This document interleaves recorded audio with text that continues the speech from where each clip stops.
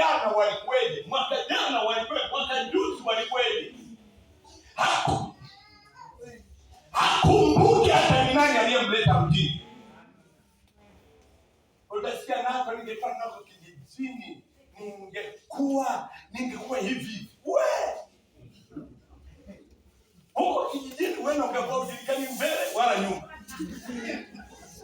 Na ndio maana huyu kijana, jamani, kutajirika sio kitu rahisi, pia inahitaji moyo mzuri. Tunamwona juzi aliposimama alimchagua Mama Victor na yule msemaji yake Mama Victor, akasema hawa ndio chanzo changu hapa Tunduru. Chanzo cha kuonana na Ephraim. Akawatambua.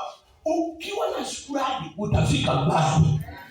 Wengi hawana shukrani kwenye maisha yao, wanadhania tu. Mungu anataka shukrani. Hata yeye mwenyewe anasema, mnapoingia mbele zake, ingieni malangoni mwangu kwa shukrani. Unapoanza maombi, anza kusema asante Mungu kwa ajili ya hiki. Asante Mungu sikuwa na maisha haya. Asante Mungu kwa kiatu hiki. Asante Mungu kwa viatu. Asante Mungu kwa suruali. Asante Mungu kwa magauni. Ukajifanya ulikuwa nayo 45 na wakati ulikuwa nayo moja. Ni mwenyewe hapo ulipokuja hapa kabisa. Mwambie jirani yako, Mungu amekusaidia.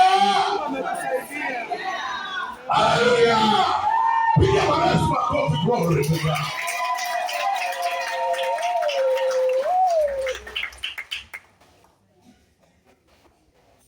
Mimi napenda watu ambao wanajua kuna mzee nilikaa miezi mitatu kwake anaitwa Gideon. Huyo mzee hata juzi nilikuwa nawaza ya kwamba nilipelekeza watu. Nikaa miezi mitatu. Nilienda drive